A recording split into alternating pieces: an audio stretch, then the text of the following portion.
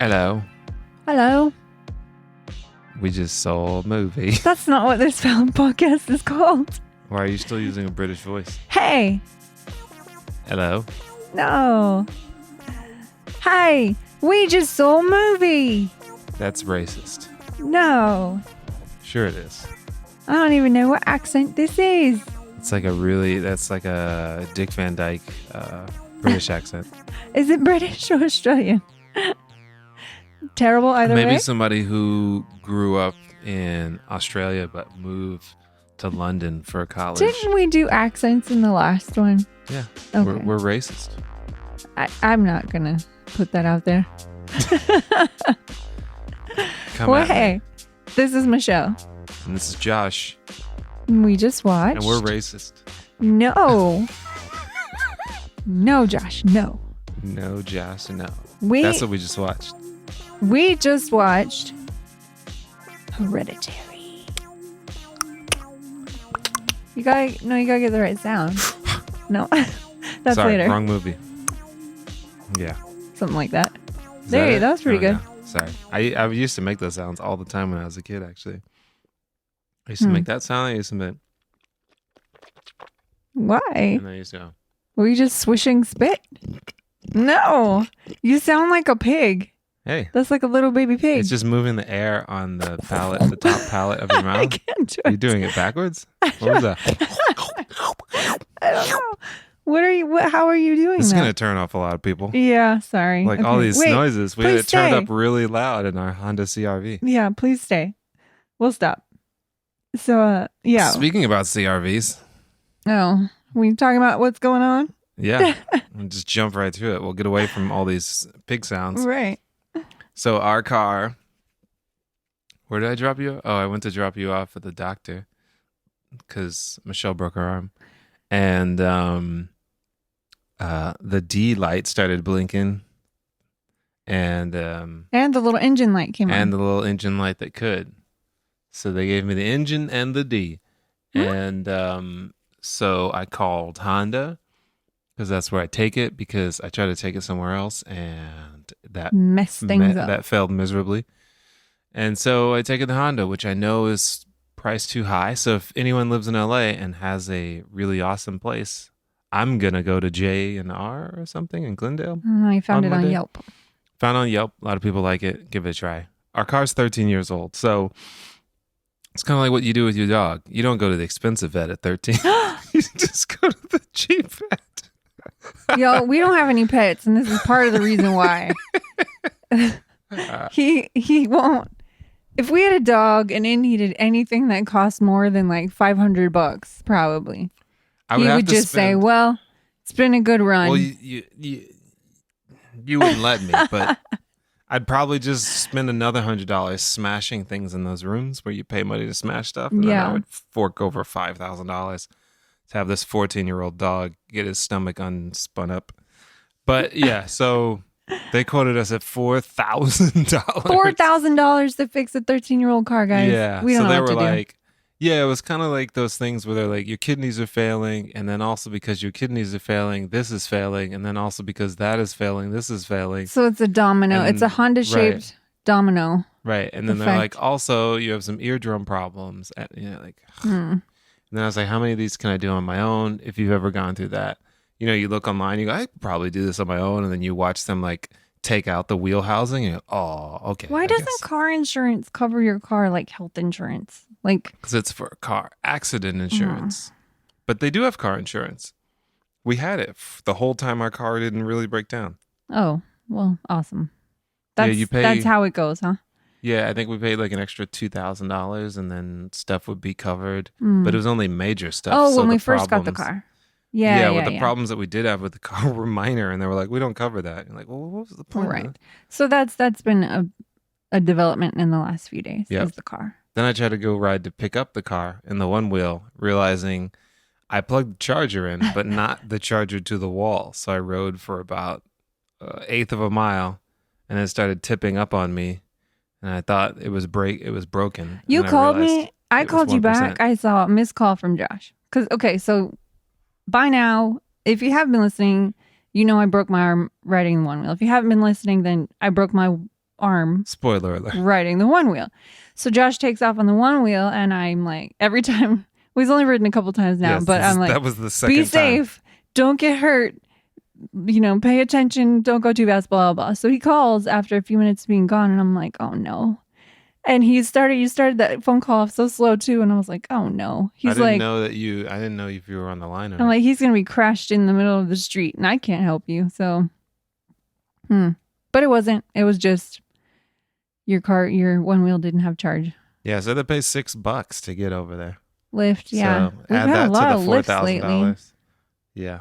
Oh yeah, you lifted on Friday. Mm-hmm. Yeah. My arm's still broke, guys. But my arm still hurts. Better not be broke after surgery, but I've got all my pins and plates. But my big news is I got my cast off. So cast away. My arm is free, even though it's shaped like a mannequin. It's not really free. It's not free really at all. It's just not wrapped in plaster anymore. It's kind of like, or whatever that car was. Insurance. It protects you from the accident, but not from anything. So your car going bad. Yeah, I have my arm free of the cast, but it is in a permanent, right angle? L shape? Something. Yeah, I'd say L shape. It's a mannequin arm. That's what I've settled on. It's a mannequin arm. So PT started on Friday, and physical therapy sucks. But I know it's good, and I have to do it. It just sucks so hard. It's not fun. No fun, but, blamo. Whatever. It's Halloween. I don't know. Whatever, it's Halloween. Because we're saying bad news. No, we're just talking about bad things like car broke, my arm broke, PT sucks. So Halloween's happy. And it's a blue moon, I guess. Says Neil deGrasse Tyson. Yeah, it's a blue moon. Yep, Halloween. So hopefully you are listening to this on Halloween, because I plan to put this out immediately and not out maskless, running around. Yeah. Acting hopefully crazy. You're having your own little Halloween party in your bubble. Yeah, bubble party. Yeah. Bubble party. Bubble or party. Just completely ignoring Halloween altogether. That's fine too. You don't have to have Halloween. Yeah. Humans have existed for hundreds of thousands of years. Or if you believe in the 6,000 year theory, 4,000. I don't know. What? 5,500 years without Halloween. And they survived. Yeah. Go buy yourself some candy. It's fine. Yeah. You don't need to go door to door to get candy. That's right. Just go pick some up on sale at Target. Tomorrow. Then it's probably on sale already. Because they're already getting ready for Christmas. So get this candy out of here. Stuff out. Yeah. Thanksgiving candy. Yeah. Which will be a thing at some point. What is your favorite Halloween candy? I think same thing as all the time. The flavored Tootsie Rolls, I think. Yeah, those are good. Orange is the best, in my opinion. I like the vanilla ones. It's the only candy I can have as an adult that isn't too obnoxious. I feel like the other ones, they can easily... The other Halloween candies?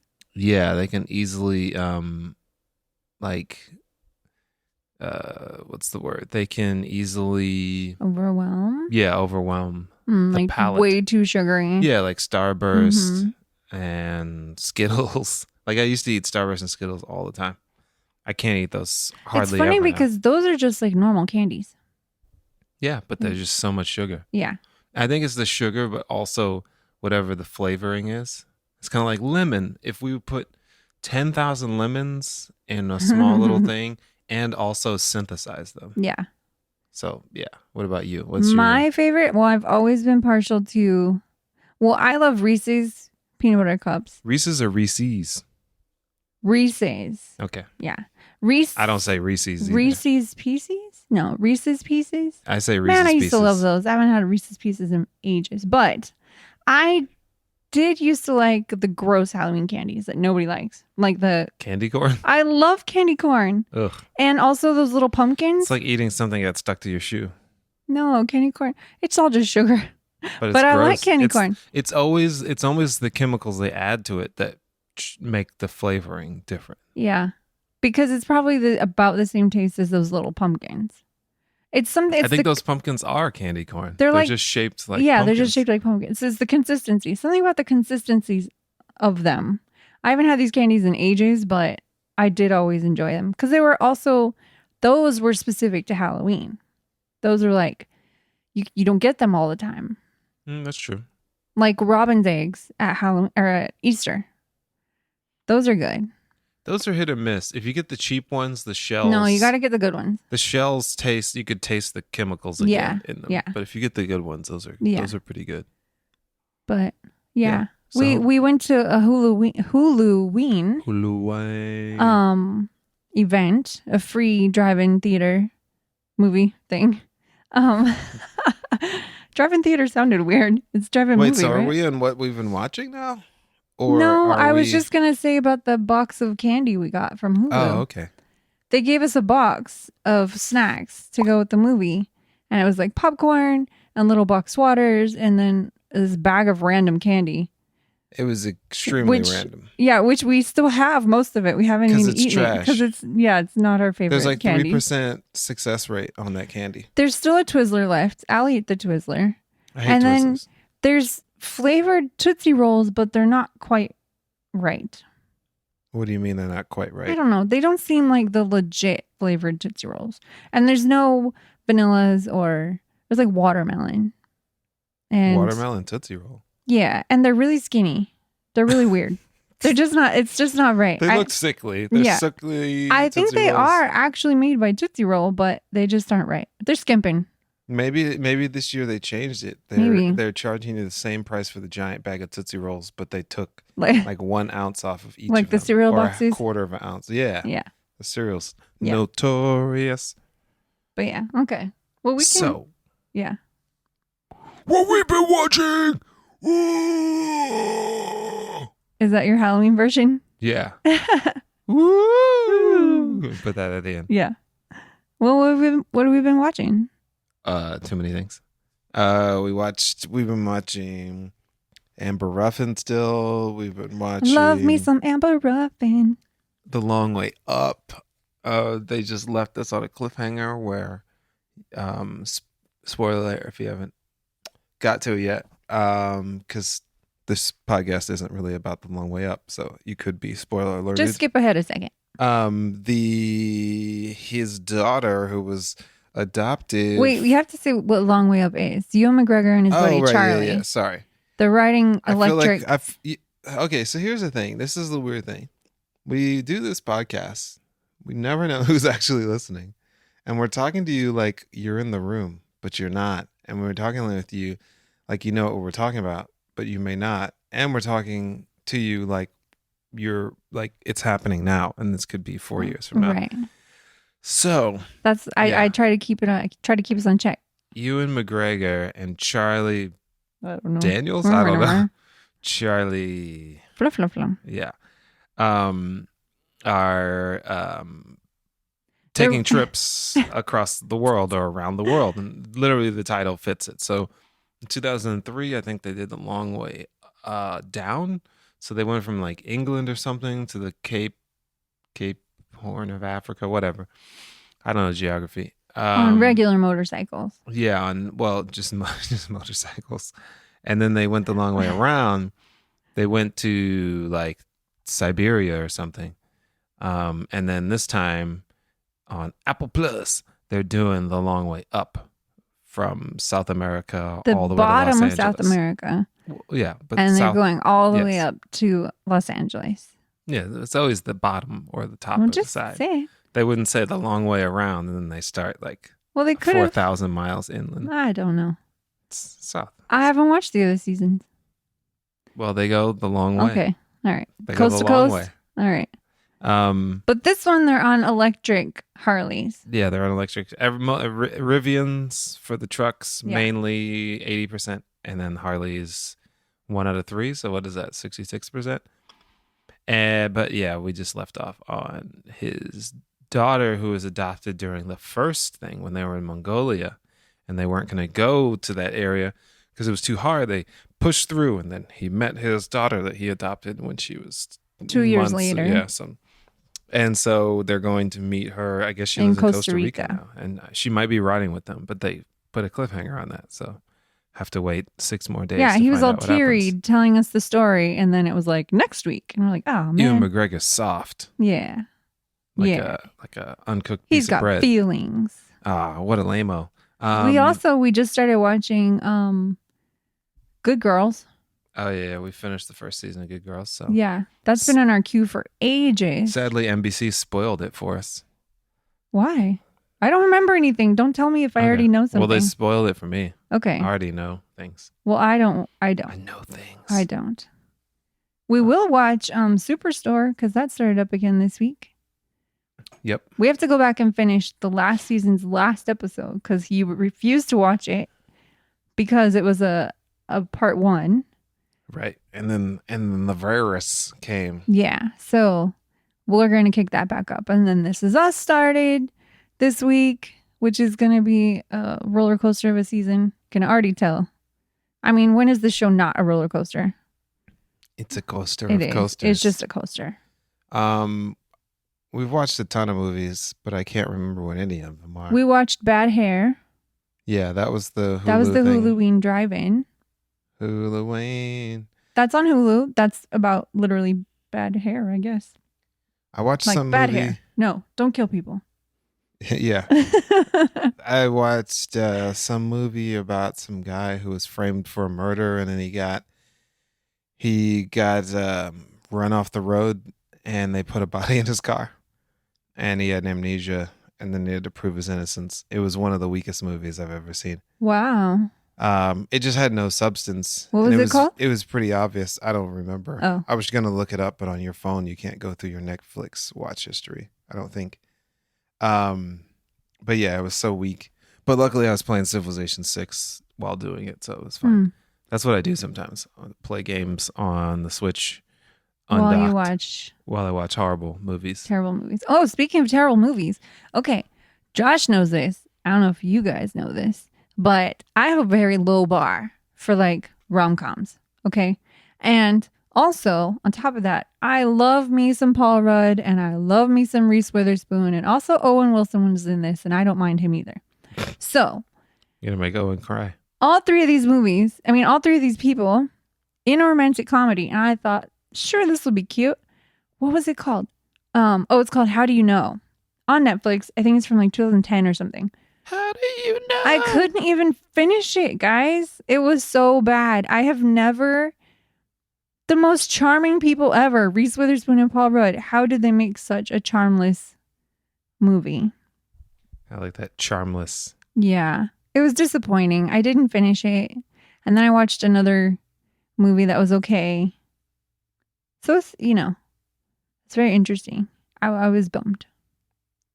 Sorry, you were bummed. You were bummed out to the max. I can't find out. I could never on Netflix find where you find your recently watched things. It's like they hide it from you. They just want you to move on. Like, you've already watched it. Like, don't look back.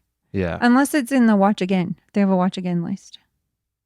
So yeah, that's pretty much what we've been watching. I was going to look it up, but it doesn't matter because the movie's horrible and you shouldn't watch it. So yeah, let's get to... All right, let's get into the movie that we said we were going to watch last week, which was Oculus. Wait, no, we didn't end up watching Oculus. We didn't watch Oculus.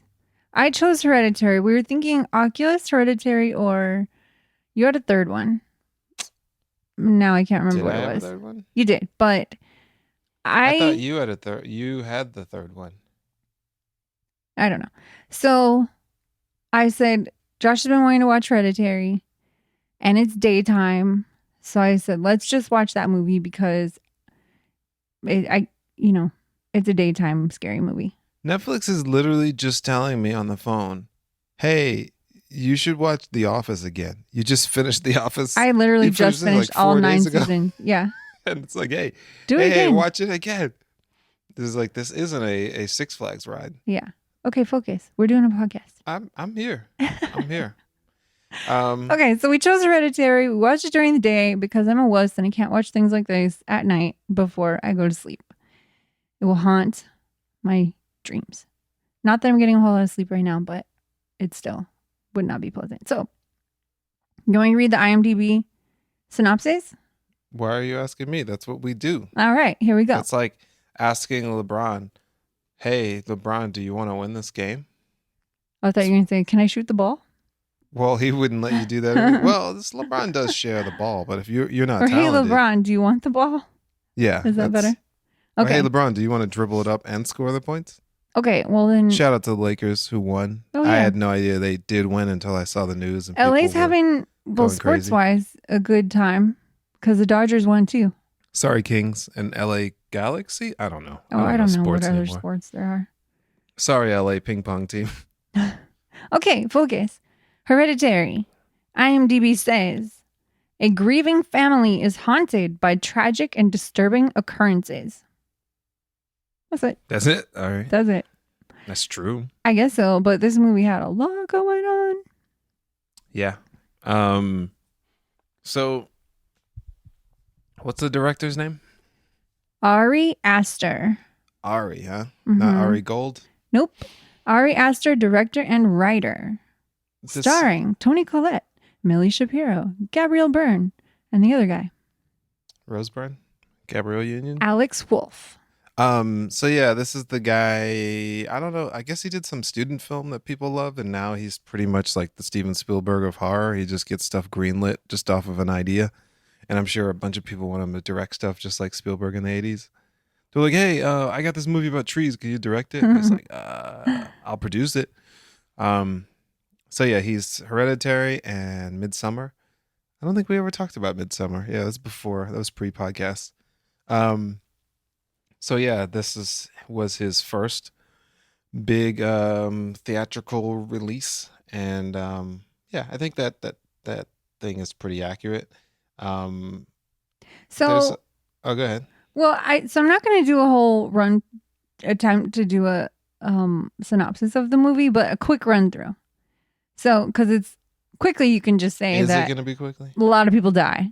Like it kicks off with Toni Collette's character. Her mom's dead. And then like a week or two later, the daughter dies. And then so she's also gone to a grief recovery group and kind of laid out how her whole family has suffered with mental illnesses, schizophrenia, suicide. Yeah. So she lays all that out. She meets a new friend who seances and speaks to her son. And she's like, you should try this and talk to your daughter. She tries it. She thinks she's talking to her daughter. The son freaks out. The husband freaks out. Everybody's freaking out. All this weird stuff is happening. And then about halfway through the movie, I said, everyone's going to be dead by the end of this. And pretty much I was right. You're a genius. So that was the quick. That's the quick of it. Yeah. Everyone dies in the end. Everyone dies. I was thinking about every one of us ending things. Yeah, so this movie was, so I'll talk about like going into it. This movie's 3 years old or something like that. And so people were talking about how scary it was and how crazy it was and how this and that and whatever. And so I was thinking that there was going to be gory or scare jumpy or some sort of thing like that. But I feel like it was none of them. It wasn't. I thought about that too, but I think it's a huge difference because we didn't see it in the theater. I feel like a theater setting would have added to it maybe wouldn't have been as hyped as everybody said, but I feel like it would have added to the creepiness. I don't think there weren't any jump scares though. No, just the kind of freaked people out. Yeah, I think it would have been more funny to watch people freak out over how not freak outable the movie was, in my opinion. Mm-hmm. By no means do I think the movie wasn't good and wasn't, scary in this kind of 2010s, 2020 way. I feel like nowadays most horror movies, actually they're thrillers now. They're not really horror movies anymore. So there's no apparent shifted danger to you. You just become invested in the character and feel danger for them. Because just like Hereditary, I never felt like, oh, this could happen to me. You mean Midsommar? Because I'm like, what did I say? Hereditary. I said Hereditary. Yeah. I never felt like this could happen to me, where when you watch a slasher film or you watch even Saw, you're just like, well, what if somebody just knocked me over the head and then locked me in this room? I don't know if I've ever placed myself in a horror movie. Really? You've never watched a horror movie and then turned on all the lights? Well, yeah, but I don't think I'm watching it at the moment, transferring it to me. I think I just give Yeah, I don't know. But I think I'm saying it's implied. I guess I do take the feeling home. Right. Like the it's scared implied to feeling. you. Like coming out of the theater, would I not think that you would somehow like start having a seance with, like all these levels of insanity? That doesn't instill fear in me. So it's more of kind of like, wow, this is crazy. Like it's just kind of, it's something like if somebody was telling me this, I could eat food and be like, what? I'm like, and then what happened? Yeah, and then my mom did this. I'm like, what? That's crazy. This is definitely more along the lines of Midsommar, how it's more of just like a psychological thriller kind of it's like a psychological horror movie. Yeah, which a lot of movies kind of fall on nowadays. Yeah. And since you were talking about that, I think obviously this guy has a style. We've seen both of his movies now. And I think the movie really shows this kind of and this was one of my takeaways, so I'll move one of my takeaways up to now. But it keeps showing, or I think his theme is that he keeps showing that someone that you perceive has no power can easily be shifted into power and begin shifted to a person who has all control over everything. Because in both movies, the person who is being kind of preyed upon and being picked on or being less than becomes the person that this cult, essentially both were cults, exalt to this high level. So it's kind of that, to quote Jesus, the first shall be last and the last shall be first, in every cult setting. And so I thought that at the end of the movie, I was like, huh.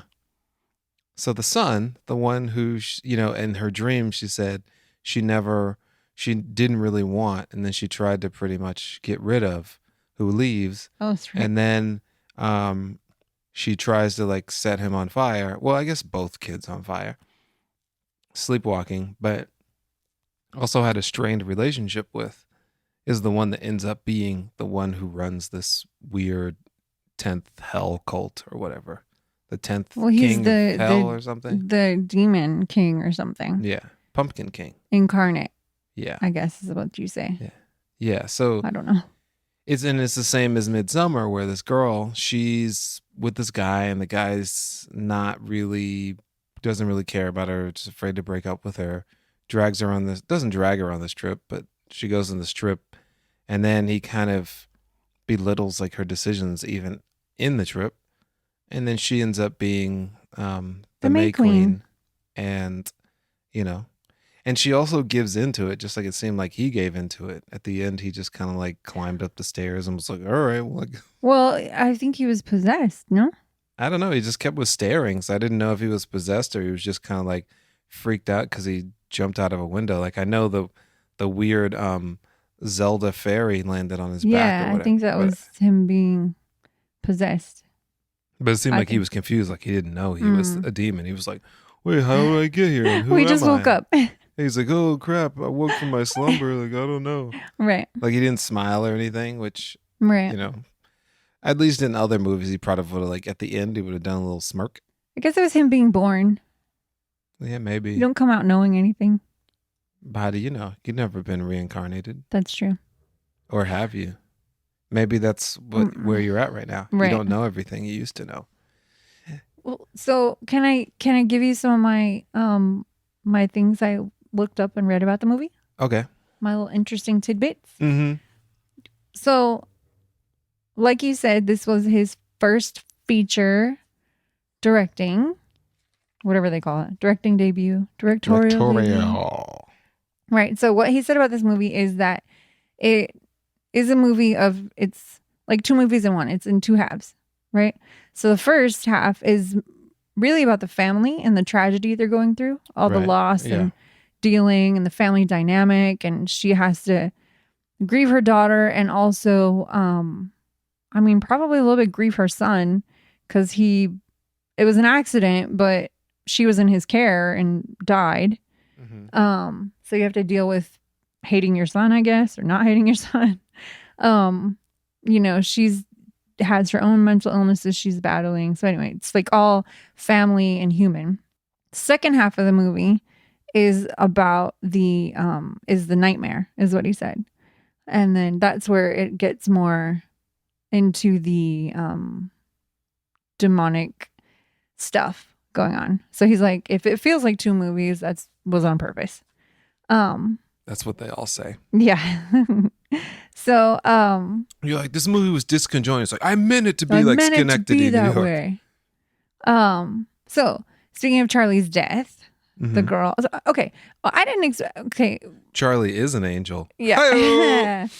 When they talked about this movie, there was so much about her and her character, and then she dies within like the first half hour.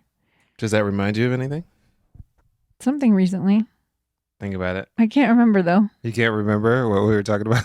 No. What was it? Scream. Oh yeah. Drew Barrymore. Okay, so the very sad thing is that Charlie's death was inspired by a real accident that happened in Marietta, Georgia. Pretty much exactly like that, except that it was... Was he high? Childhood friends. I don't know if the one driving was drunk or not, but the friend was drunk. And he put his head out the passenger window to get some air, and then telephone pole. Then he took his head off. The friend kept driving, like drove home. That was a weird statement. Then he took his head off. Sorry. I wanted to be clear that it was Beetlejuice? No, I wanted to be clear that it happened like that. Like it did take his head off. And then the friend drove home and fell asleep. And then the body was discovered in the car the next day by people walking by. That would be a definitely weird morning walk. Yeah. So that's very sad and gives that scene a lot more gravity. Well, what's funny is I always think about that type of stuff. Like when people stick their head out the window and like even when you stick your arm out the window when we're driving, I'm like, that sounds like a horrible idea. I'm not doing that. Because people, I've been bumped by people just whatever. Even like the other day, that convertible that drove down our street, there was some guy who was probably about 6'5" in there. And I'm like, dude, if that rolls over, you have no protection anyway, but you for sure don't because like the window in the front, that's kind of going to help a little bit. Your head is higher than that thing. You're like Dino in the Flintstones. Yeah. So yeah, those type of things. And also I almost got decapitated on the Texas Giant. Oh, the roller coaster. Yeah, I told you that, but I haven't told you all that. Yeah. Maybe. I when they do the picture thing, I wanted to be you were trying to be cool? Yeah, I wanted to be like, hey, look at me. And I stuck my head way out, like I stood up, stuck my head out to the left.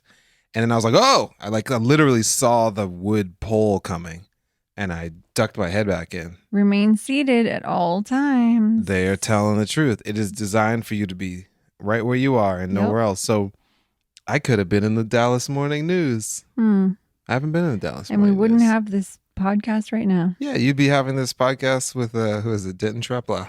Stop it. Whatever.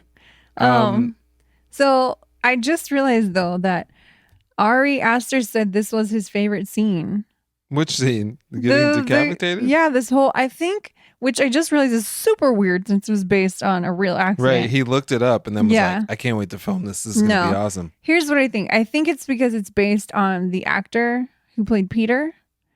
How much, because they just followed his face, right? Right. We didn't see what happened to her exactly.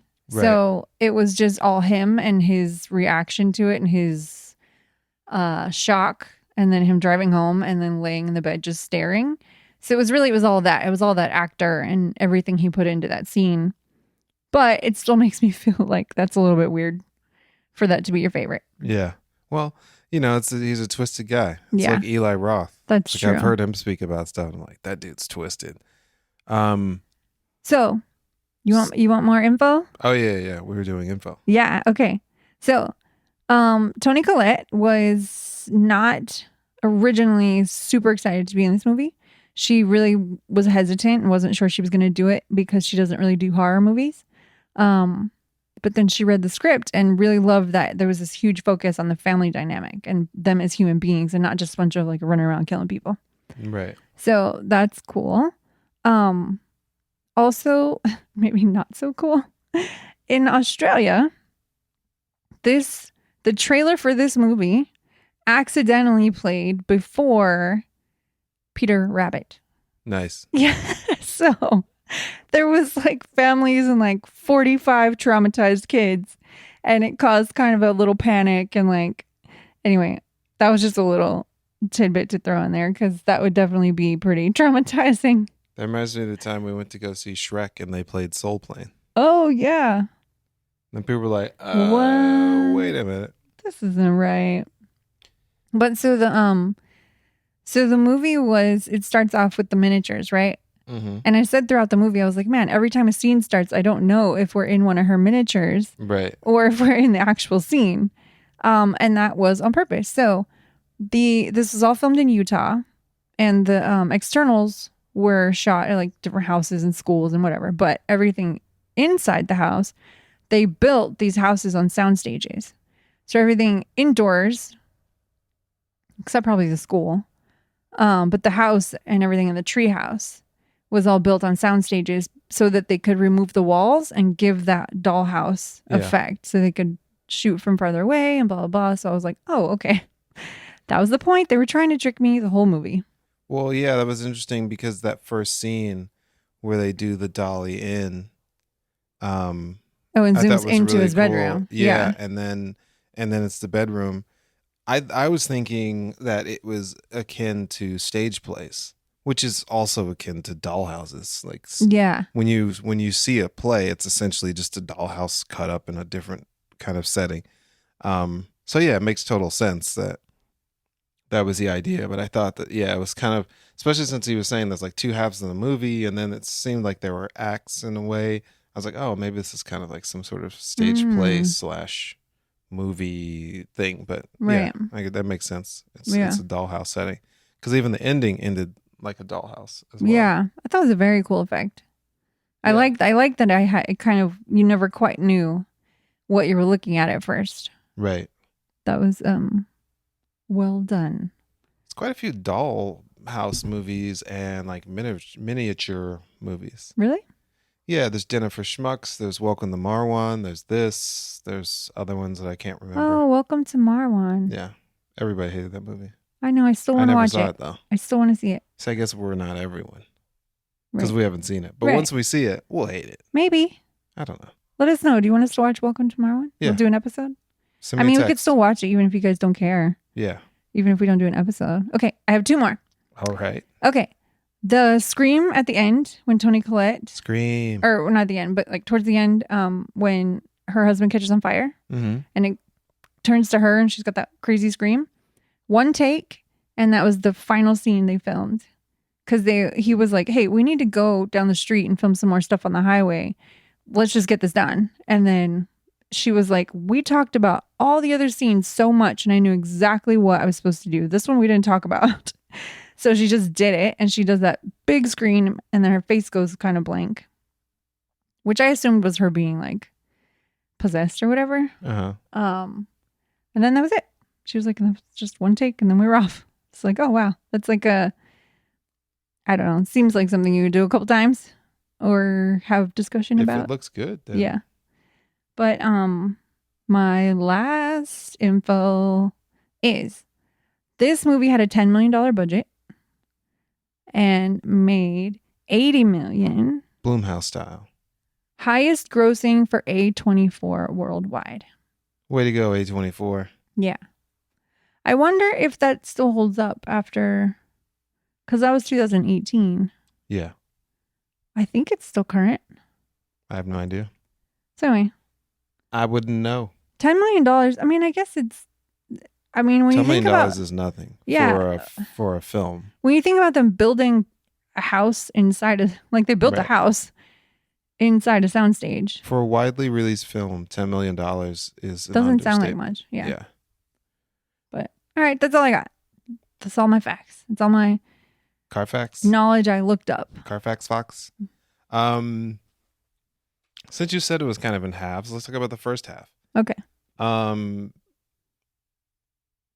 I kind of Like knowing what this was possible, where this was possibly going, the first thing I thought is this family should be kind of like just neutralized. There's What? there's just a lot of things going on. I was like, you guys can't get it together. I'm like, when she went to the support group and was like, oh, my dad did starve himself to death. My brother hung himself and blamed my mom, or what was it? He thought that his mom had put tiny people in him. Oh, right. And then he hung himself. And her mom was like, I forgot what the mom did. I think she was just controlling, to her family.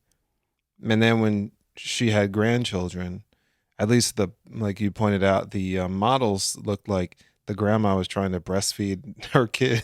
Right. And so she pretty much like co-opted her granddaughter. And then, which made a little more sense at the end. right. Like once we knew that Charlie was a demon king born as a girl, that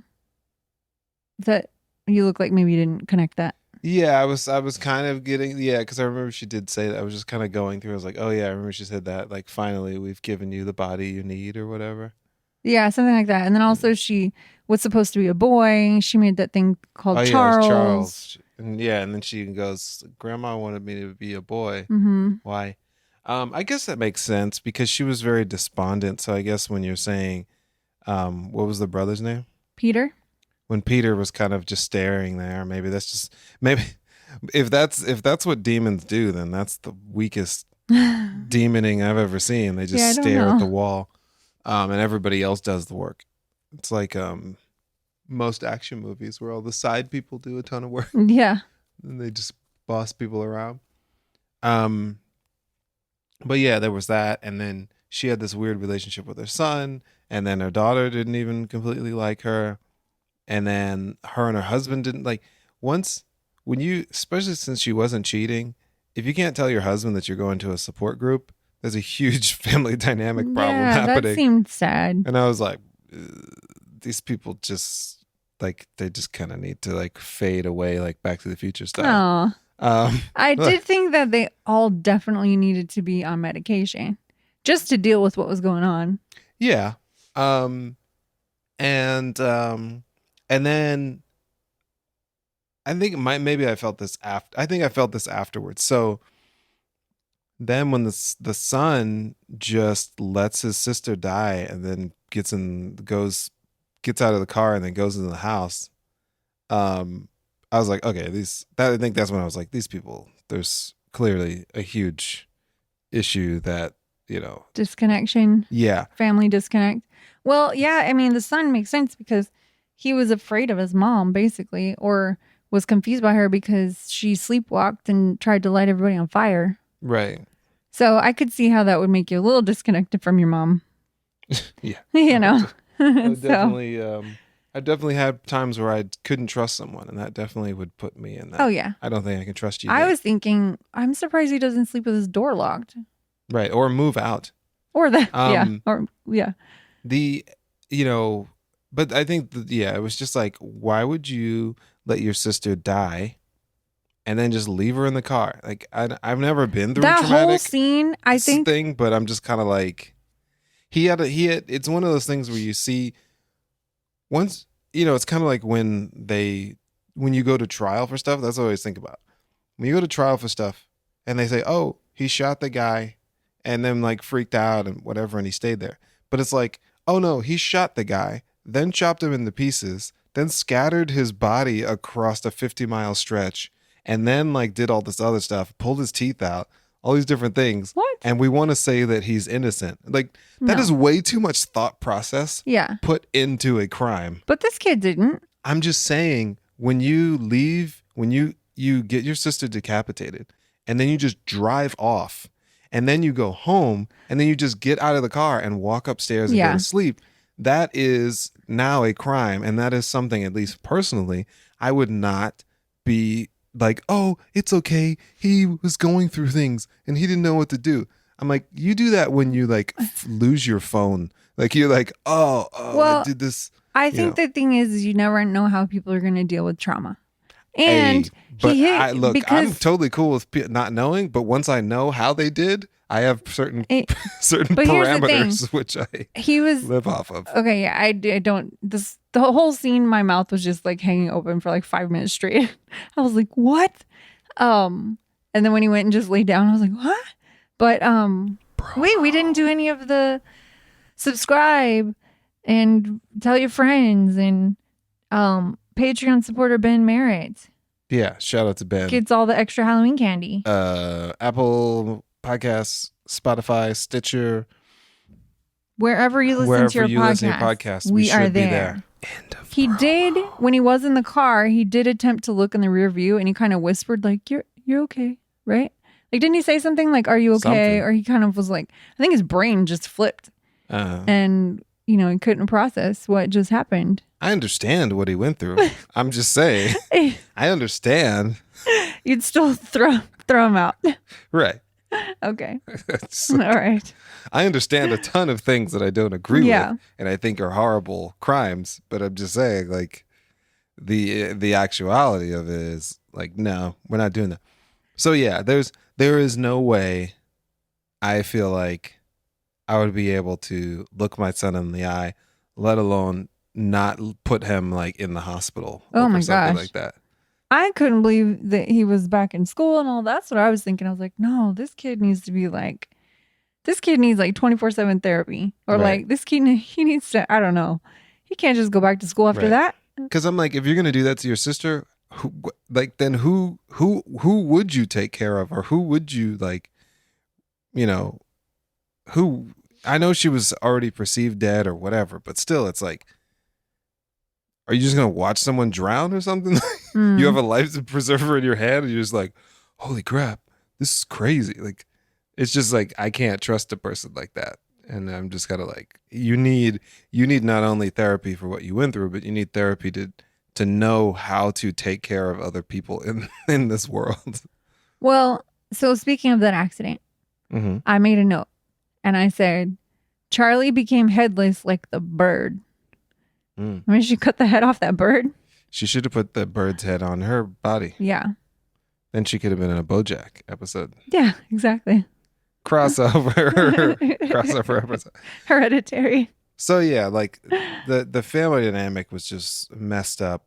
And I guess if your mom was the queen Amidala of some cult, that would probably set you up for not really knowing how to be a part of a family. Okay, so the grief recovery group was not a grief recovery group. That was the cult, right? No, I think because the grief recovery group was. Oh, you're saying they were there at the people end? At the end? Were those the people at the recovery group? Or maybe at least half of them. Because Joni was there. So here's the question. Just like how to become a boss in Florida or whatever that show was on Showtime. Oh, I'm becoming a god in Central Florida. Yeah, whatever. The question is, were those people converted by Joan? Or were they already a part of the group? Who knows? Good question. Like if those people were in the treehouse, because if Joan was going to the group, she probably just like that, like Tupperware, like, hey, I know you're going through a hard time and your husband left you. You could sell Tupperware. Or was it like, hey, we're all going to be selling Tupperware, and then when this person comes in, we're going to convince them to have Tupperware, to sell Tupperware.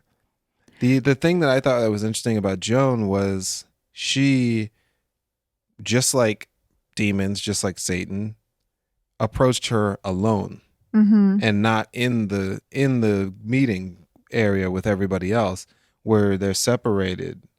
She approached her and said like, oh, hey, and also came into her personal space of like her car, like stopped her. Right. Like she was going to do something. She's like, hey, I blah, blah, blah, blah, and if I've never read the Quran or different other texts, but if you read the Bible, that is a very current thing when someone's separated or someone's going through a trial or trouble, that's when Satan comes in and tries to tempt someone. Getcha. So I thought that was really interesting. And that's why I didn't really pay attention to people's faces. I know there's a heavyset guy in the meeting and there was one up in the treehouse. Yeah, I don't really know if they were the same people, but for some reason my brain connected them. But to me, the biggest thing is that she approached her separate. Yeah. And then kind of just coaxed her with this idea of, oh, if you need anything, I can help. Like this kind of, I'm your friend, but I'm really only here to take advantage of you type of situation. So, and I think that's interesting too, because, when people go through a lot of trauma, it's like I said, they're vulnerable. So the first half of the movie shows this family going through this horrible traumas and then how the demons take advantage of that trauma when they're in like their most weakest state. Vulnerable. Right. Yeah. So. Yeah. I thought that was interesting. So like the second part, it kind of ramps up pretty quickly. Like, so what would you do in that situation? If you were going to a grief group and then somebody approaches you and you become friends, like I think most people kind of do that. Like you seem like you had something in common, but then they saw you at the store and they were talking to you about, some seance. Yeah. No. I mean, no. I wrote down because I don't know. I don't know what's out there and I don't want to deal with it. I don't want to interact with it. You know what I mean? Like if it's, you don't, for one, I thought you never know if who you're talking to, quote unquote, is who you think you're talking to. Right. Like you don't know what answered the door. You can't see anything. You're just getting like writings on the chalkboard or the Ouija board or whatever. But you don't know what you're interacting. I don't like talking about it. I don't want to deal with it. I guess that's the creepy part. That's what makes me feel uneasy is like these whole like spirits and people are like, oh, yeah, I talk to ghosts or spirits or whatever. I'm like, right. Nope. No, I would be like, oh, that's so interesting. Good for you. I gotta go. I'm not coming to your house. Like, no. I got stuff to do. I got more little houses to build and, whatever. She was a little crazy. Like grabbing her arm and like, she kept touching her. Like she kept grabbing her arms and her shoulders and stuff. Like, nope. Go away. Yeah. There's no way. I think I did a Ouija board twice in middle school. From my experience, I feel like most of that stuff. So it's kind of like this. I feel like a Ouija board or any type of these type of things are like knives. They're not usually dangerous, but they quickly could be. Like you can be, it's like, oh, this is a fun little thing and blah, blah, blah. And I think Ouija board's mainly just you leaning on them. And then you just kind of like, everybody just kind of goes along. Yeah. Or just kind of like, oh crap, they wrote hat. And it's like, dude, we were all kind of pushing it. Just like the one wheel. It's like you kind of said, oh, I want to go right. And then you lean, like, oh, how does it know? And it's like, it has a motor in it and it's accelerometer. So it's just like, it has soft pads on the bottom. And as you move it around, it's going to spell things. But I believe in spirits and I believe in ghosts to a degree. I believe in something other than us. Just like I said to you, just because we call sight, it isn't really sight. It's just we can see these wavelengths and other animals can see or hear certain wavelengths. So what we hear, animals might be able to see, and what we see, animals might be able to hear and sense. So there's other dimensions, wavelengths that we don't understand. So like you, I'm like, I don't mess with that stuff. That stuff is that stuff. Yeah, that can stay where it is. Right. I'm going to stay where I am. Right. And I think like you said, like opening the door is not a wise idea because if you don't understand that realm, which I clearly do not, I only understand this realm. When I close this door, you're going to have to do a lot of work to get through this door. If you don't live on the plane of this door existing, that's a problem. Just like in the vampires versus the Bronx. They had to ask to come in. And once they came in, it's go time. They could do whatever they want. So I'm like, I don't invite, and especially if somebody said they want to do a Ouija board at my house, nah, we're not doing that. Like, we fighting if you're gonna try to start a Ouija board. So yeah, I was just kind of like, this chick's no, there's no way. And then the whole thing about like your whole family has to be in the house, and I'm like, okay, well, what happens? Because I thought the son was gonna like sneak out to meet that girl or something. Yeah. And then only 2 of them were in the house, and then that would cause some sort of weird gizmo, gremlin situation or something. This is definitely a movie where at the end you look back and you're like, oh, okay, that's why she was so specific about that. That's why she was so specific about that. Like, you have to say all these words, which she was like, I don't know what language it is. You just have to say it. So it was obviously whatever satanic or demonic language. Right. And then she, having all the people in the house because she wanted to make sure the son was there. She didn't care about the husband. Well, the husband she needed the son to be there. Why? Yeah. Why did the husband catch on fire? I don't know. I think they just had to get rid of him. I thought originally they were going to burn the husband to be able to take his. But I don't know. But it was the son was needed the whole time. Yeah. Maybe he was the only voice of reason. So they had to get rid of him. They had to get rid of him. That's what I thought. I was like, I think they just need to get rid of him. Right. But it was really just to make sure the son was there because that was where they needed Poseidon or whatever his name was to go. Involving your whole family and all that type of stuff.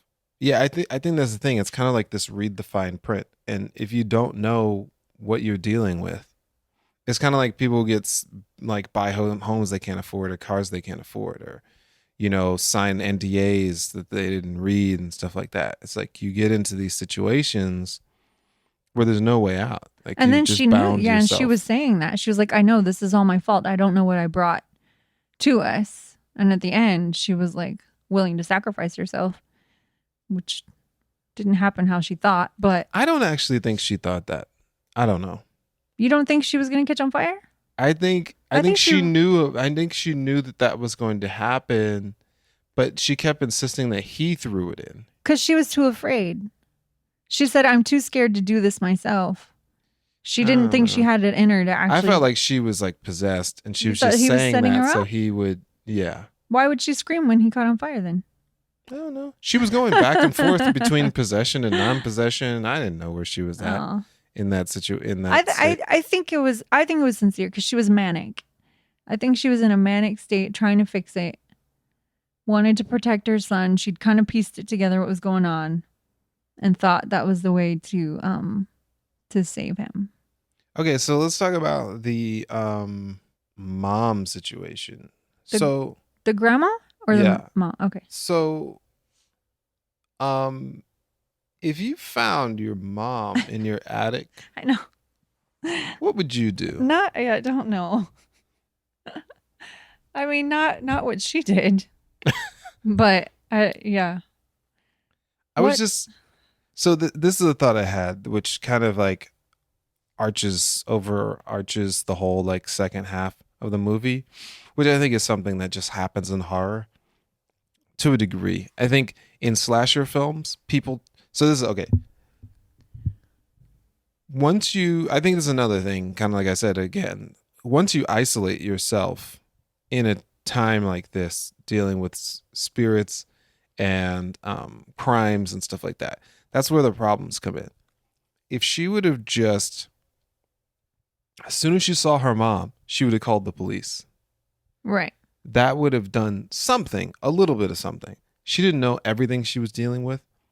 But I think to the idea of like trying to figure out what was going on instead of just trying to solve everything herself or keep it inside the house, because you've got 3 people dealing with a bunch of horrible situations and none of them are in the right state or experience to kind of deal with that.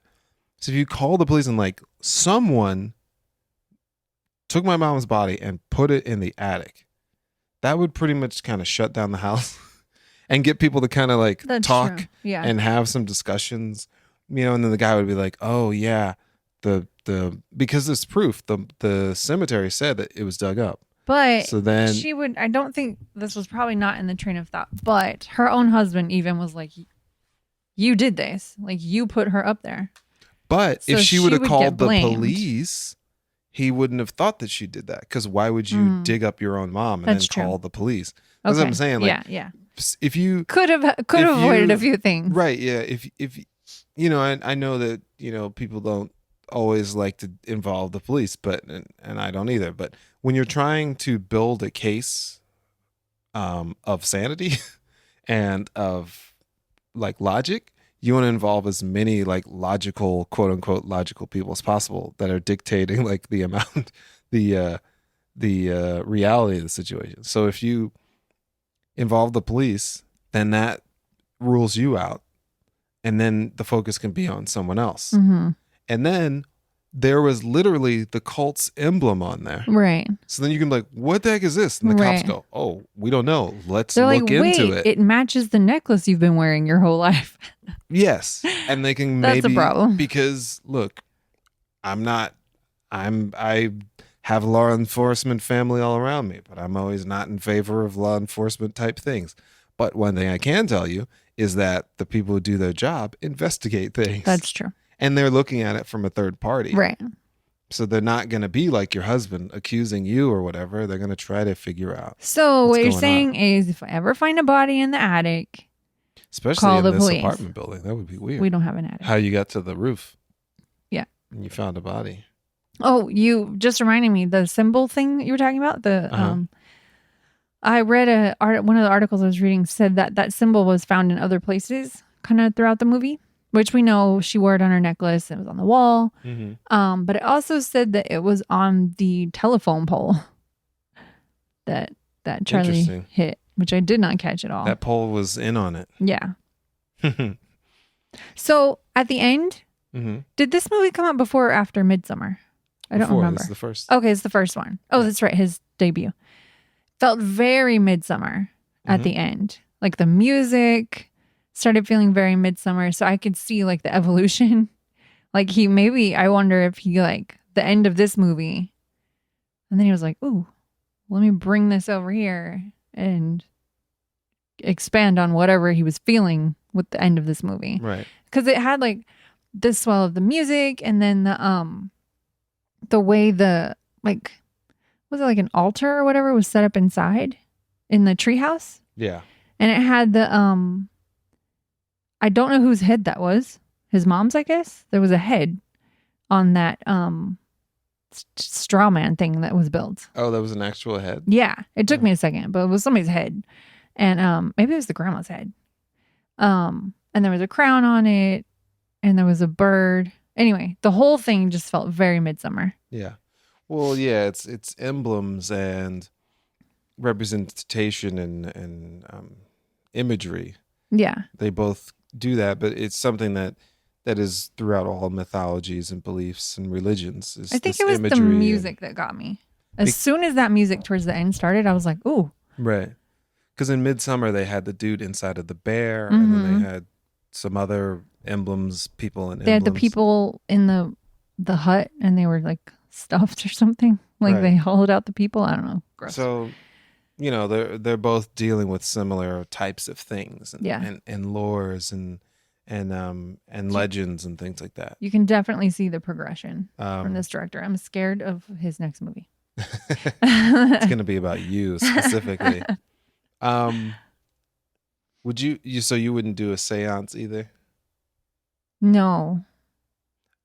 I was thinking, why are there always candles in a seance? Right? Every seance, there's always candles. I'm like, do they not like it's electricity? Dramatic. They only like candlelight. I think that was cut. Something to do with fire? I like, what was it when I think so this was the thing that I thought was very weird, and I kind of got an inkling that this chick was a little off. Was she was like, this lady, she taught me how to do a seance, or no, she did a seance. We did a seance. So if someone says to you, somebody taught me how to fix my car, I could, I want you to be able to fix your car. You go over their house and they like tear a car down and then rebuild it. You were like, this person already knew how to fix a car.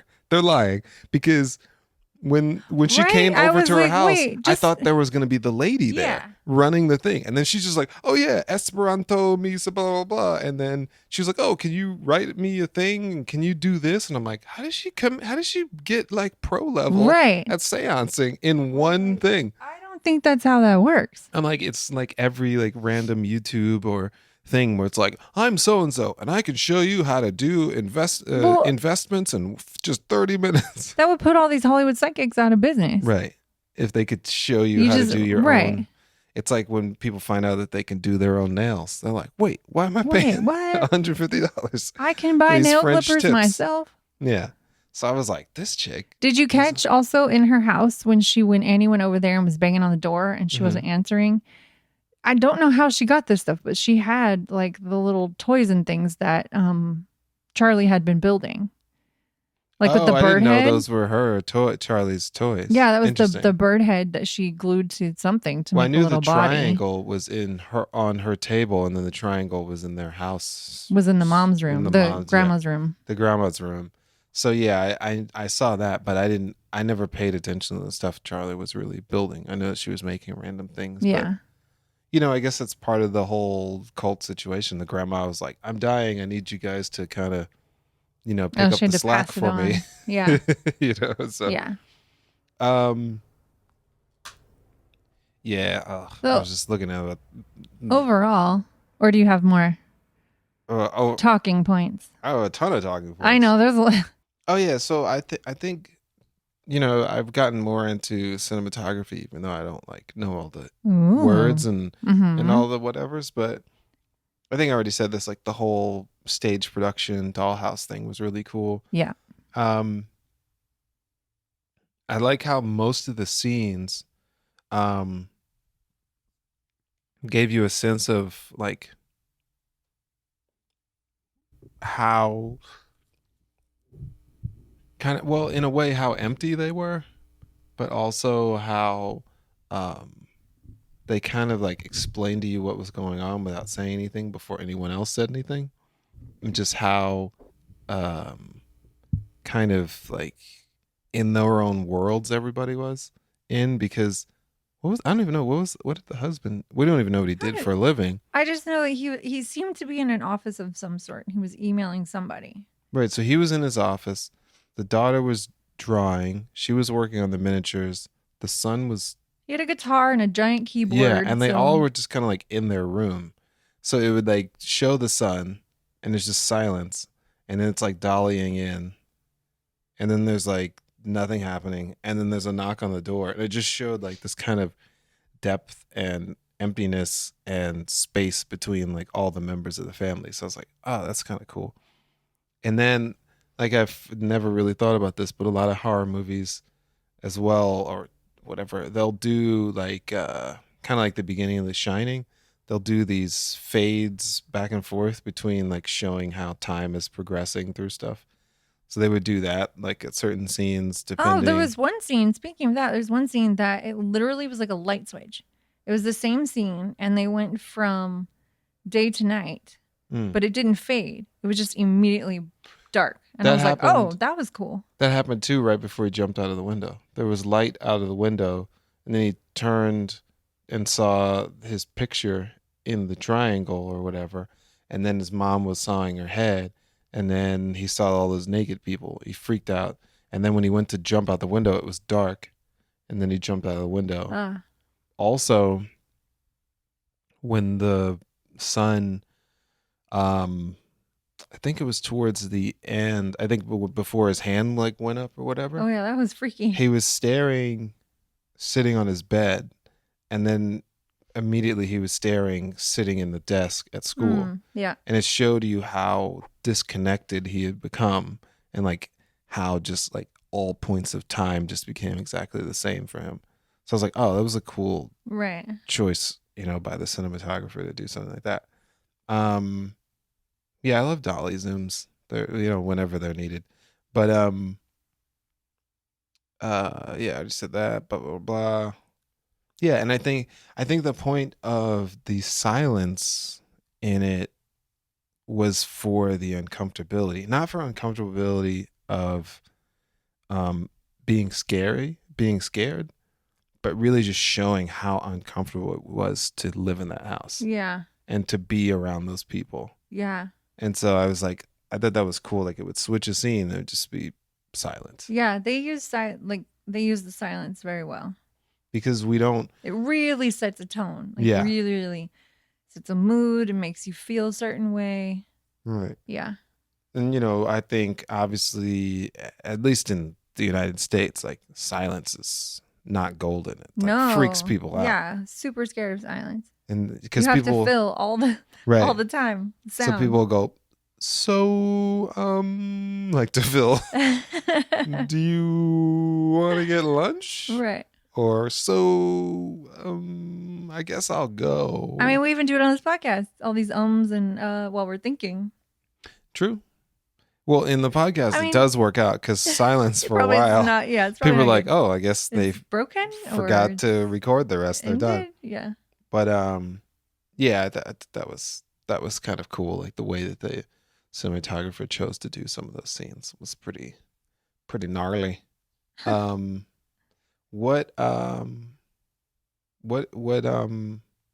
who's your favorite character in this thing? Oh gosh, this favorite character, I guess. Or your most hated character? Yeah. I don't know I don't know because everybody was so good. Like I was gonna say, the dad, but no, I don't think it was my favorite. Maybe I guess it was either the mom or the son. They were both really intense. You mean the actors, essentially? Or you're saying characters? Oh, yeah, I guess I don't know. The performance, I guess. Oh, okay. I don't know. I guess I haven't really thought of this as like narrowing down characters of this movie because it was weird. They're essentially all unlikable characters. Right. So, except for Peter, except for the son. You thought Peter was a likable character? No. Okay. I feel like he was. I know. Okay. You hate Peter. I don't hate Peter. I'm just saying, like, I wouldn't hang out with him and I wouldn't trust him with anything. I think that. Not even a bag of wheat. I think that his character was so damaged. Mm-hmm. And that's all. It felt like. So you feel sorry for him? I guess so. Yeah. So you like him because you feel sorry for him? I don't You know. want to fix him? Yeah. I want to fix him. I can fix him, Bob. I just feel like he needed more than he was getting.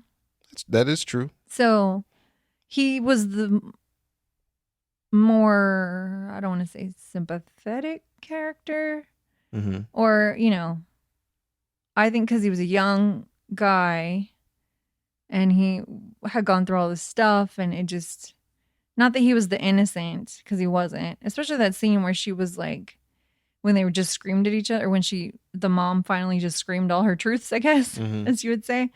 And was like, if you would just say you're sorry and if you would just say, own up to what you did. She's like, I know it was an accident.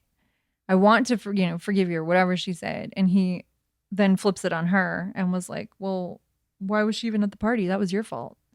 So he still couldn't own it, which made him more unlikable in that moment. Yeah. But I think the actor did a great job. Yeah, and that was Toni Collette was amazing. She was all over the place. Right? She was like talking and crying and screaming and like. Yeah, I don't know that I can define. She had a hard time sleeping, or she slept like a baby working on this movie. Right. Yeah. All the yelling and screaming and crying she had to do. Yeah, I don't know that I can pick a favorite character though. Gotcha. What about you? My favorite character and my favorite scene. The bird. I love the bird. The pole. The pole was great. The ants. The ants were great. Oh, all the ants. No. My favorite scene and my favorite character was his friend who was asking him if he was all right. And he goes, "Could you just hold my hand?" Oh. And then the guy held his hand. He was all like, "Oh, man, why are they hold you? Like, I don't like you like that." Right. Like, it was just kind of like he held his hand. That was nice. Yeah, so I thought that was cool because it was just this, like, we never saw those friends really. No, it was kind of a throwaway. Yeah, it was like a throwaway scene, but it was so antithetical of anytime you see four dudes smoking weed on their bleachers. Right. You know, so I thought that was kind of cool because I was just kind of like, oh, he was open enough to say that to his friend. Yeah. And then his friend was nice enough to hold his hand. Yeah. And so it's like, oh, that's a weird, cool little side scene. So yeah, that guy was my favorite character. Okay, I'll go with you on that. Yeah. What else? Yeah. What else? Yeah. Can we talk about the Rotten Tomatoes and the things? So what do you think this movie? What do you say? Do you overall you like this movie or? Yeah. What are your tomatoes? It's funny because whenever we watch a movie at home, I think about how I would feel in the theater. I don't think this movie was as good as Midsommar. Like the Midsommar, the whole time I was like, no, what? Oh, yeah, what? Well, Midsommar, that's the movie where no one moved when the movie ended, right? Everybody was just kind of like, the whole theater just sat what there. What did you just do? What did we just watch? And like, why is that guy having sex with that chick around like 40 people? This is crazy. And when one guy was like, this is normal. But I feel like I probably would be like, oh, that was cool, you know. So I'd say like 78, something like that. Okay. Well, that's better than most people. Oh. Okay, so the tomatoes on this, which is so the this critics. got like a cult. So this is a cult status. Well, no. People didn't love it. Yeah, it's kind of middle of the road. So critics tomatoes is 89%. Mm-hmm. Makes sense. And then the popcorn rating was 67%. So that makes sense too, because it's a little bit more, if you're going in thinking it's just going to be a horror jump scare movie and it was more subdued, it was all the quiet. I feel like, you know, typically it's the more quiet and like artsy-ish movies, like the general people score, the audience score is lower because it's not as much fun, I guess. Yeah. So I get it. But yeah, I hear you on the not as well, I mean, for as good as Midsommar. I'm so torn on Midsommar. Like, it's such a disturbing movie. And that's yet, what I'm saying. It wasn't a slasher movie and it wasn't a jump scare movie, but it was so disturbing that it was so interesting. Like, I didn't, like, it was just something just completely out of the norm. I think the closest thing here was that he got his sister's head chopped off and then just parked the car. But just if you had 8 scenes of someone's sister's head getting chopped off and parked the car, that's what Midsommar was. Yes. So it's one of those like with Midsommar, I feel like I can't be like, yeah, I like that movie, but then I also don't not like it. So I'm like, I don't know what to think. But then this movie, licking toads. Right. This movie, I don't really care to ever watch again. But I did not like it. Like, it's a good movie. So I feel the tomatoes on this. I see 89%. Gotcha. It's pretty good. Well shot. I like the dollhouse. Like, everything was thought out. So I appreciate what went into this movie. And enjoyed the journey. It feels weird to say enjoy the go. Yeah. I enjoyed the go. But I appreciated the film. It was interesting to watch and I didn't know what was going to happen next. And so I like those kinds of movies where I can't quite figure it out. And it makes me sit there with my mouth open for 5 whole minutes. What the heck? I thought this movie was going to be the grandmother's witch and then brings her daughter in as a sacrifice or something. And or she gets possessed and they're going to have to like fight off. You know, I thought it was going to be a lot more supernatural. Yeah. I thought it was going to get to that point, which I'm glad I didn't. Because I kept wondering, like, are there going to be ghosts? Like, what is happening? Yeah, like I definitely thought there was going to be like the Conjuring or that type of thing that I thought was going to happen. But one other thing is I thought that I never watched all the Paranormal Activities, but I watched a really long video. I forgot the YouTube channel about the paranoid activity. There's a lot of people doing that. Paranormal Activity series and how it's very similar to Hereditary. The whole paranormal thing was 2 friends or 2 sisters. One of them, their kid ended up being like the chosen one possessed. They were supposed to come for the kid, but then she somehow does something and puts some sort of artifact in the people we see in the first movie. When she has a baby, and so then the thing that needs a host comes to her house, and then that's how the first movie happens. And there's 6 of them. So what ends up happening is this cult, very similar to the one in Hereditary. I think their grandmother or something, it was a part of this cult, and it was trying to get it to go to find a host for the cult thing. And in the end, I think after all the 6 movies, they all like kind of converge on this house trying to something. So it was very similar. And I was like, oh, this is just like the series of whatchamacallit. So it would be interesting if there was some sort of like connection, or like inspiration, or something, because I'm sure that not unless they just kind of fudge their way through it, the paranormal activity idea was kind of already cooked before this happened, and he just said, I'll just put that in one movie instead of over 6 involving one family. So though I guess it is kind of a common story, like satanic cult, their demon needs a host body or whatever, right? It's like the Jesus complex or whatever, like Superman Returns or Wonder Woman, or all these movies where people are like sacrificing themselves or being like saviors or whatever. It's not an original idea. So takeaways. Okay. Before we go. Call the cops if there's a body in the attic. Right.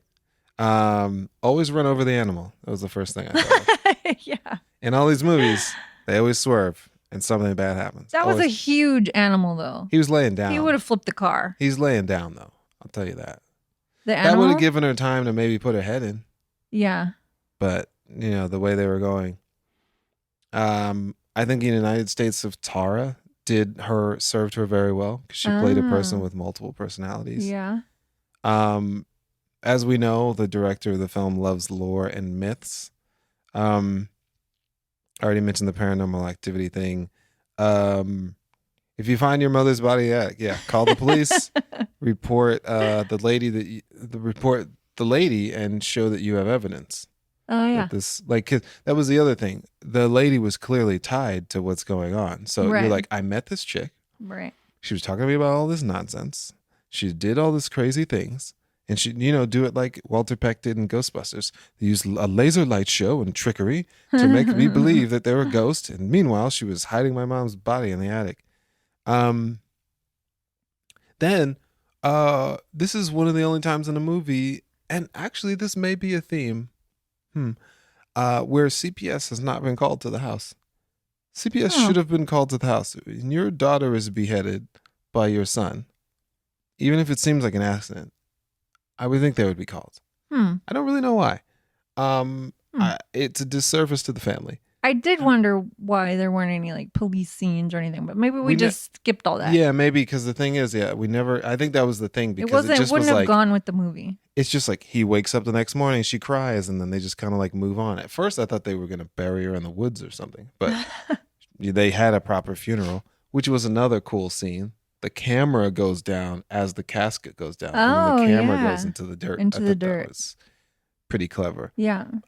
So I was kind of like, is this because they're a rich white family? Like, I don't like those two things. Those two things equate to like, we don't need to get the CPS involved, because I know for sure if they were black or they were poor, it'd be like, we need to take your other kid. Right. They're like, but we need to take your other kid. So yeah, I was just kind of like, that's a disservice to this family. Just because they have a nice, gigantic wooden house doesn't mean they don't have problems. Next time someone flips out on you, you may be. What did I put? I have to cut this out. Oh yeah.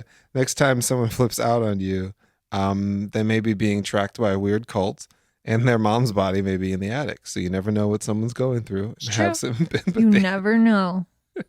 And their daughter's head got cut off in a freak car accident by their son. So, somebody honks at you, just be cool. I have a takeaway. What's that? But this also comes from Scream as well. So you have a Halloween takeaway. Do not run up the stairs when you should be running out the door. Don't run up the stairs. The son ran up the stairs. He was quick too, straight into the attic and pulled the thing. Yeah, it's a good idea in theory. Right, because he was able to lock it. And so I was like, well, that's a little better. That's better than just running into a room, because an attic, nobody can get up there. Right, he just didn't know what else was going to be up in that attic. Right. But he should have run out that front door. Yeah. And kept on running. Well, he should have gone up in the attic, broke out the window with something in the attic, then climbed on the roof, and then got himself out of the house. Yes, but the front door would have been easier. But the front, it's way less work to break windows and climb down. I agree. Yeah. The movie gives all the characters the paranormal facts, which is different for a change, and not really much of a degree of disbelief. Like the husband didn't trust her and all that stuff in the end. But they all went through that paranormal experience together. Right. Yeah. Which usually is like, oh, I did this thing and blah, blah, blah. And our daughter's back. And they're like, you're crazy. And then there's like this whole thing. It's like, nope, we all saw that move. We all saw it draw. We all felt that wind and everything. Yeah. So I thought that was. It's not that he didn't believe it happened. He wanted it to stop because it was freaking the sun out so hard. Right. And he thought that she was obvious. Well, she was obviously. She was making it happen. But yeah. If she would have confessed to going to a support group, he would have believed her in that moment. And then the members of that group would have corroborated it. Like, yeah, we're a support group. Right. She's been going. She's, So guys, if you need therapy, just say you need therapy. Yeah. Don't hide it. No shame. No shame. And Go then get your therapy. And then maybe you won't be possessed by a demon. Right. It's easy, guys. How many takeaways do you have? You have 1,000 takeaways. I already said the one about the police. Yeah, I think if you just don't open up about stuff into people, you can end up in a trap very easily because there's no way to. There's no proof. You end up like the guy who everybody thought he had murdered his wife, Gone Girl or whatever. Like if he would have just been a lot more open about the situation, she wouldn't have been able to blackmail him. Right. If you have an old and very empty room, ghosts will show up. That's kind of that and mirrors. Like if you have one of those freestanding mirrors. You have one of those. In an old No, the ones with the legs that Yeah. That are old and they kind of tip. In an old room. Yep. Ghosts. Oh yeah. So always do a controlled window jump. Don't just jump out of a window. Oh right. You gotta know where you're going. See what's going on. It's kind of like the time my car broke down on not Northwest Highway. Oh yeah. The tollway. And then I just hopped over the thing. Thankfully, there was a slope, but I could have just hopped 40 feet to the ground.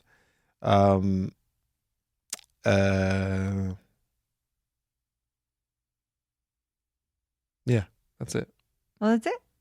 You sure? I had another one, but I already said it. You don't have any more? Hail payment. Huh?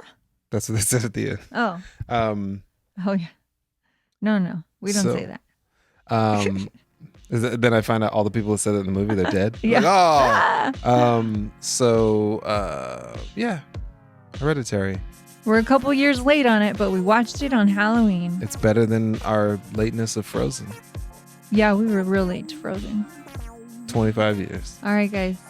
I think we have, maybe up next will be King of Staten Island.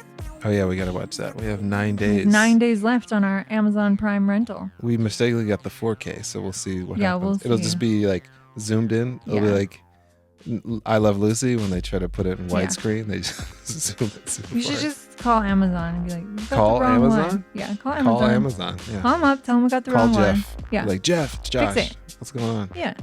Fix it. Yeah. All right. Peace. Bye, y'all. Okay. Bye.